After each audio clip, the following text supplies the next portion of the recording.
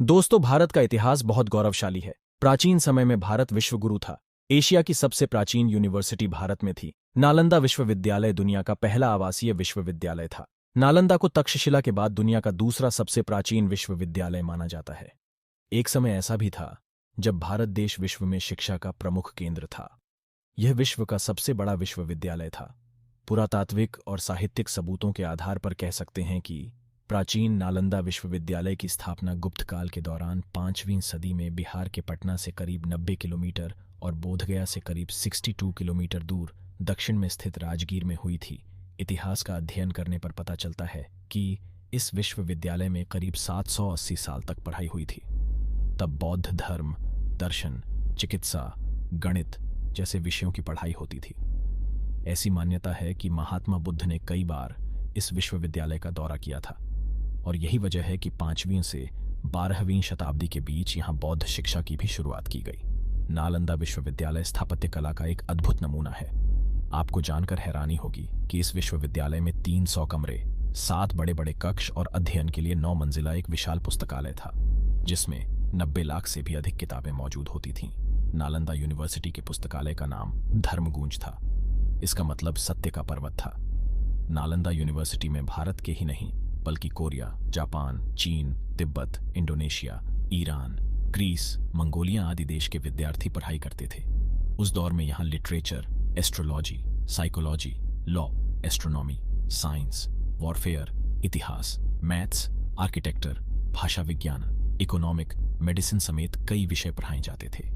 विश्व के इस पहले आवासीय विश्वविद्यालय में दुनिया भर के करीब 10,000 से भी ज्यादा छात्र एक साथ शिक्षा हासिल करते थे, जिन्हें पढ़ाने की जिम्मेदारी करीब 2,000 शिक्षकों पर थी। पढ़ने वाले छात्रों में बौद्ध छात्रों की संख्या काफी ज्यादा थी। विश्वविद्यालय में कई महान विद्वानों ने पढ़ाई की थी, जिसमें मुख्य रूप से हर्षवर्धन, धर्मपाल, वसुबंधु, धर्मकीर्ति, आर्यवेद, नागार्जुन का नाम शामिल है। नालंदा विश्वविद्यालय 7 मील लंबी और 3 मील चौड़ी भूमि में फैला हुआ था, किंतु केवल 1 वर्ग मील में ही इसकी खुदाई का काम हुआ, जिसमें विश्वविद्यालय के 2 भाग मिले। एक भाग में हॉस्टल कम कॉलेज था, जो एक लाइन में है, और दूसरे भाग में एक लाइन में भगवान बुद्ध के मंदिर मिले। 11 बौद्ध विहार एक लाइन में मिले हैं। अब इन्हें 11 ब्लॉक कहते हैं। प्रत्येक ब्लॉक में एक लेक्चर हॉल है। यहाँ आचार्य पढ़ाते थे। एक ब्लैक बोर्ड था। लेक्चर हॉल में ही एक कुआं था। लेक्चर हॉल के चारों तरफ कमरे थे, जिनमें विद्यार्थी और आचार्य रहते थे। यह कॉलेज आवासीय था। कमरों तथा लेक्चर हॉल के बीच में चारों तरफ बरामदा था। एक तरफ बाथरूम था, जिसमें लेक्चर हॉल के कुएं से पानी जाता था।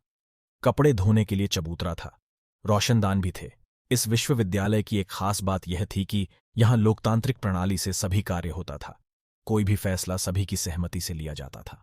मतलब सन्यासियों के साथ टीचर्स और स्टूडेंट्स भी अपनी राय देते थे। सन 1193 में बख्तियार खिलजी के आक्रमण के बाद इसे बर्बाद कर दिया गया था। कहा जाता है कि आक्रमण के दौरान यहाँ पर आग लगा दी गई। उस समय नालंदा विश्वविद्यालय के पुस्तकालय में इतनी किताबें थीं कि कई महीनों तक आग नहीं बुझ पाई। माना जाता है कि इस पुस्तकालय में ज्ञान विज्ञान की उन्नत पुस्तकें थीं। अगर इनको नष्ट न किया जाता तो आज भारत विश्व का सबसे एडवांस टेक्नोलॉजी वाला देश होता। इस आक्रमण में यहाँ कार्य करने वाले कई धर्माचार्य और बौद्ध भिक्षुओं को भी मार डाला गया था। तक्षशिला विश्वविद्यालय को दुनिया का सबसे पहला विश्वविद्यालय माना जाता है। ये तक्षशिला शहर में था, जो प्राचीन भारत में गांधार जनपद की राजधानी और एशिया में शिक्षा का प्रमुख केंद्र था। माना जाता है विश्वविद्यालय 6ठी से 7वीं ईसा पूर्व में तैयार हुआ था। इसके बाद से यहाँ भारत समेत एशिया भर से विद्वान पढ़ने के लिए आने लगे। इनमें चीन, सीरिया, ग्रीस और बेबीलोनिया भी शामिल हैं। अब यह पाकिस्तान में रावलपिंडी जिले की एक तहसील है और इस्लामाबाद से लगभग 35 किलोमीटर दूर है। इस विश्वविद्यालय का जिक्र माइथोलॉजी में भी मिलता है। कहा जाता है कि इसकी नींव श्रीराम के भाई भरत ने अपने पुत्र तक्ष के नाम पर की थी। बाद के समय में यहाँ कई सारे नए पुराने राजाओं का शासन रहा। इसे गांधार नरेश का राजकीय संरक्षण मिला हुआ था और राजाओं के अलावा आम लोग भी यहाँ पढ़ने आते रहे। क्या आपको जानकर हैरत होगी कि तक्षशिला में आजकल की यूनिवर्सिटी की तरह कोई सिलेबस नहीं था। कई महान शिक्षकों ने यहाँ बड़ी संख्या में छात्रों को पढ़ाया है। छात्र को पूरी छूट थी कि वो जिस शिक्षक की कक्षा में पढ़ना चाहता है बैठ सकता है। शिक्षक भी अपनी पसंद के आधार पर कितने भी छात्रों को पढ़ा सकते थे। किसी भी शासक ने कभी भी तक्षशिला के कामकाज में हस्तक्षेप करने की कोशिश नहीं की। अच्छी बात यह है कि यहाँ कभी भी किसी छात्र को कोई फीस भी नहीं देनी पड़ी। क्योंकि यहां पर किसी चीज के बदले ज्ञान बेचे जाने पर नाराजगी जताई जाती थी। और रोचक बात यह है कि यहां कोई ग्रेडिंग सिस्टम नहीं था। साथ ही यहां शिक्षक बताते थे कि छात्र की शिक्षा कब खत्म होगी। हाँ, शिक्षा के अंत में एक सांकेतिक गुरु दक्षिणा जरूर स्वीकार की जाती थी। भले ही इस यूनिवर्सिटी में कोई सिलेबस नहीं था, लेकिन यहां की प्रवेश परीक्षा बहुत कठिन थी। हर 10 में से केवल 3 छात्र परीक्षा में पास होते थे। से यह यूनिवर्सिटी बड़े पैमाने पर पोस्ट ग्रेजुएशन स्टडीज का हब था।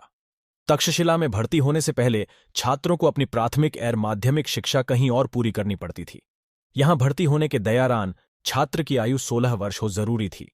न केवल भारतीय बल्कि चीन, ग्रीस और अरब जैसे आसपास के देशों के छात्र भी यहां शिक्षा लेने आते थे।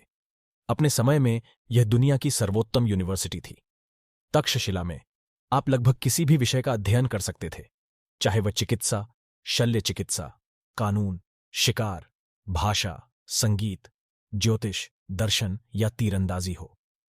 कम से कम 68 अलग अलग स्ट्रीम पेश की गईं, जहां तक कि छिपे हुए खजाने की खोज करने की कला, इनक्रिप्टेड संदेशों को डिक्रिप्ट करने की कला आदि जैसे उत्सुक विषय भी थे। भारत के बहुत से महान पुरुष तक्षशिला की देन है। चाणक्य से जुड़े होने के कारण भी इसे सबसे अधिक जाना जाता है। कहा जाता है कि चाणक्य द्वारा रचित प्रसिद्ध ग्रंथ अर्थशास्त्र की रचना तक्षशिला में ही हुई थी। चंद्रगुप्त मौर्य ने भी तक्षशिला में अध्ययन किया था। तक्षशिला विश्वविद्यालय के एक अन्य महान शिष्य विष्णु शर्मा थे, जो उस महान पुस्तक के लेखक थे जो सरल सुंदर कहानियां के रूप में राजनीति विज्ञान की कला सिखाती है, जिसे हम पंचतंत्र के नाम से जानते हैं। पाणिनि इस विश्वविद्यालय के एक और महान शिष्य थे। चरक, जो प्रसिद्ध प्राचीन भारतीय आयुर्वेद चिकित्सक थे, तक्षशिला विश्वविद्यालय के छात्र थे। उन्होंने मूल रूप से चरक संहिता लिखी। जीवक एक और प्रतिभाशाली छात्र था जो तक्षशिला से निकला। वह एक डॉक्टर और नाड़ी विज्ञान के विशेषज्ञ थे। 500 ईस्वी पूर्व, जब संसार में चिकित्सा शास्त्र की परंपरा भी नहीं थी, तब तक्षशिला आयुर्वेद विज्ञान का सबसे बड़ा केंद्र था। जातक कथाओं एवं विदेशी पर्यटकों के लेख से पता चलता है कि यहाँ के स्नातक मस्तिष्क के भीतर तथा अंतड़ियों तक का ऑपरेशन बड़ी सुगमता से कर लेते थे। अनेक असाध्य रोगों के उपचार सरल एवं सुलभ जड़ी बूटियों से करते थे। इसके अतिरिक्त अनेक दुर्लभ जड़ी बूटियों का भी उन्हें ज्ञान था। शिष्य आचार्य के आश्रम में रहकर विद्याध्ययन करते थे। एक आचार्य के पास अनेक विद्यार्थी रहते थे। इनकी संख्या 100 से अधिक होती थी और अनेक बार 500 तक पहुंच जाती थी। अध्ययन में क्रियात्मक कार्य को बहुत महत्व दिया जाता था। तक्षशिला केवल उच्च शिक्षा का एक संस्थान नहीं था, बल्कि ज्ञान का एक पिघलने वाला बर्तन था। प्रत्येक विषय सूर्य के नीचे सिखाया जाता था। भारत का यह गौरवमयी विश्वविद्यालय बाहरी हमलावरों की वजह से बुरी तरह बर्बाद हो गया था। पश्चिम भारत की शिक्षा का केंद्र तक्षशिला ही हुआ करता था। तक्षशिला व्यापार और राजनीति का भी प्रमुख केंद्र था। इसीलिए आक्रमणकारियों का पहले से ही इस पर ध्यान केंद्रित था। मोहम्मद बिन कासिम के बाद महमूद गजनवी और उसके बाद मोहम्मद गौरी ने भारत पर आक्रमण कर अंधाधुंध कत्लेआम और लूटपाट मचाई। इस दौरान उन्होंने हिंदू मंदिरों, बौद्ध मठों और स्तूपों का विनाश किया। 7वीं ईस्वी के तृतीय दशक में चीनी यात्री हुएनसांग ने